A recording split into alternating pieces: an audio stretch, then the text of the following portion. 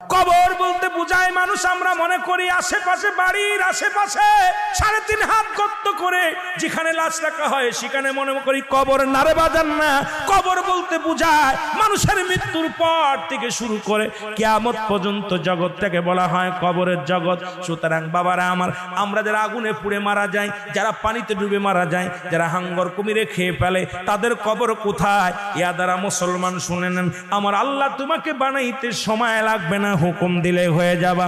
সুতরাং মৃত্যুর পর থেকে শুরু করে কিয়ামত পর্যন্ত জগৎটাকে বলা হয় কবর। এই কবরে যেদিন শোয়া দিবে, 1 নম্বরে আসবে একজন ফেরেশতা, তার নাম হলো নোমান ফেরেশতা। মুসলমান শুনে নেন, আমরা জানি কবরে শোয়ানো পর মুনকার নেকির আসবে। এই ভাইরা আমার, মুনকার নেকির আসার আগে নোমান ফেরেশতা আসবে, কবরে ঢুকে যাবে। সব মুসলমান ডাকতে বলবে, ভাই ওঠো, তোমার ভিতরে রূহটা দেয়া হলো। আজরাইল আলাইহিস সালাম রূহটা বাইর করেছে, আমার আল্লাহ তোমার